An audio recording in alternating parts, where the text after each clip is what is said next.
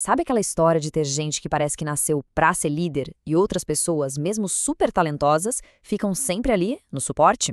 Pois é, a gente vai mergulhar fundo para entender as regras não ditas que definem isso. E olha, já vou adiantar, não é sobre quem trabalha mais, não. É sobre um jogo de percepção que tem regras bem claras. É uma frustração que, nossa, muita gente sente na pele. Aquela pessoa que é a peça-chave do time, resolve tudo, entrega muito, mas na hora de subir, de virar líder, parece que fica invisível. A sensação é exatamente essa: o talento é super usado, mas não é reconhecido para dar o próximo passo, para liderar de verdade. Peraí, vamos parar um pouco aqui, porque essa frase, ela é a chave de tudo. Líderes não promovem o que você faz. Eles promovem para o que você serve. O que isso quer dizer na prática? Quer dizer que a percepção que eles têm da sua função, do seu propósito estratégico ali dentro, vale muito, mas muito mais do que a perfeição com que as tarefas do dia a dia são feitas. Beleza, então como a gente vai desvendar isso? Nosso papo vai ser o seguinte. Primeiro, a gente entende por que tem gente excelente que é invisível. Depois, a diferença entre valor de ajuda e de liderança.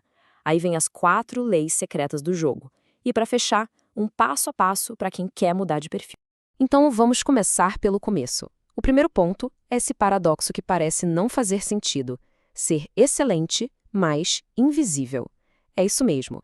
A gente vai ver como muitas vezes ser bom demais no que se faz pode ser justamente o que trava uma promoção para liderança. Para ficar bem claro, olha só esse caso real. Pensa num gerente de engenharia, 18 anos na mesma empresa. Liderava um time de mais de 115 pessoas. E o time era leal, de altíssima performance. Mesmo assim, promoção para liderança sênior? Nada. Nunca. Por quê? A resposta está na percepção de valor. Ele era visto como o cara que trazia alívio, o bombeiro perfeito, que apagava todos os incêndios. Mas ele não era visto como quem apontava a direção. E esse exemplo nos leva direto para uma distinção que é crucial: a diferença entre o valor de ajuda e o valor de liderança. Pode acreditar, toda empresa, mesmo sem perceber, coloca as pessoas em uma dessas duas caixinhas. E olha só como esses dois mundos são diferentes. De um lado está o mundo do suporte, da ajuda. O foco aqui é o quê? Alívio, execução. Essa é a pessoa confiável que preenche as lacunas, que apaga os incêndios. Agora, do outro lado está o mundo da liderança. Aqui o jogo é outro. É sobre dar direção, estratégia, ser dono das consequências, tanto das boas quanto das ruins. São valores que não poderiam ser mais distintos. Ok, mas como essa percepção toda vira uma regra dentro da empresa? É agora que a gente entra nas 2 primeiras leis ocultas do jogo corporativo. Elas falam sobre a função que é atribuída e sobre como cada um lida com a ambiguidade, com a incerteza. A primeira lei é a da função atribuída, e isso aqui é poderoso. Funciona assim: a liderança primeiro coloca a pessoa numa caixinha, ou suporte, ou liderança, e só depois ela interpreta tudo que é feito através dessa lente. Ou seja, não é o comportamento que define a função, é a função que já foi dada, que define como o comportamento é interpretado. Pensa nisso. E isso cria duas mentalidades bem diferentes.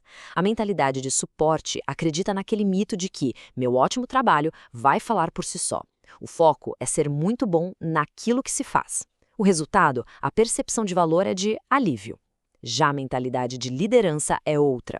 Ela entende que a avaliação é para o que se serve. O foco é na função estratégica. E o valor percebido? É direção. Vamos para a segunda lei oculta, então, a lei da apropriação da ambiguidade. Essa aqui é sobre o que acontece quando as coisas não estão claras, sabe? Quando o cenário está nebuloso e ninguém sabe direito para onde ir. E a diferença aqui é gritante. O perfil de suporte, quando vem incerteza, faz o quê? Escala. Leva o problema para cima, para o chefe, pedindo permissão, validação. O que isso causa? Aumenta a carga mental do líder. Agora, o perfil de liderança faz o oposto.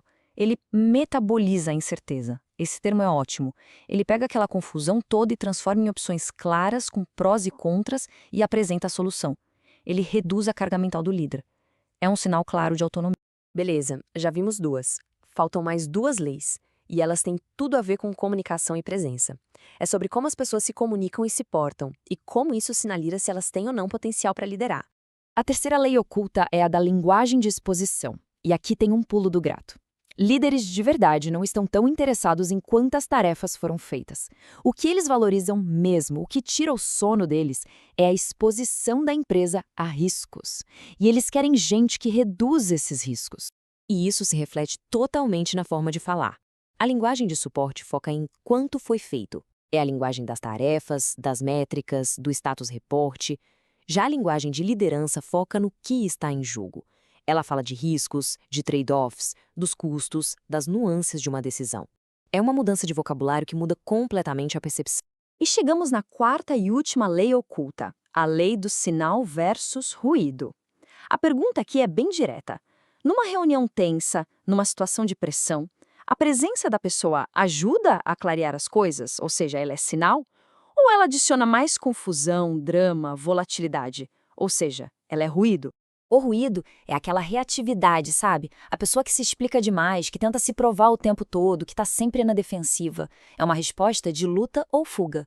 Já o sinal é o oposto. Ele vem da calma, da seletividade, é aquela presença executiva, equilibrada, que não reage no impulso, mas escolhe a melhor resposta. Esse tipo de presença aumenta a inteligência de todo o grupo. Certo, a gente entendeu as 4 leis, os 2 mundos. A pergunta de $1 milhão é: e agora? Como sair do perfil de suporte e ir para o de liderança? É isso que a gente vai ver agora, na parte mais prática. O caminho, na verdade, é um mapa bem claro, baseado nessas 4 leis. Primeiro passo: sair do alívio e ir para a direção. É preciso mostrar que se sabe para onde ir. Segundo, parar de escalar a incerteza e passar a se apropriar dela. Transformar confusão em clareza. Terceiro, mudar a linguagem. Falar menos de atividade e mais de exposição, mostrando que os riscos estão no radar. E o quarto e último passo: deixar de ser ruído para ser clareza.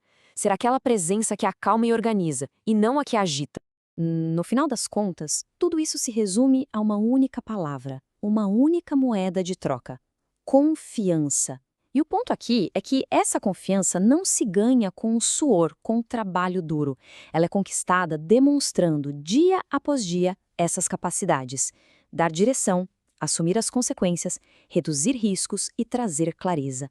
É essa confiança, e só ela, que se transforma em autoridade de verdade. É importante guardar bem essa ideia. Esforço, por si só, é prova de trabalho. Mostra que a pessoa trabalhou, que fez as tarefas. Agora, dominar e aplicar essas 4 leis que a gente viu, aí sim é a prova de liderança. E para a gente fechar, fica aqui uma reflexão.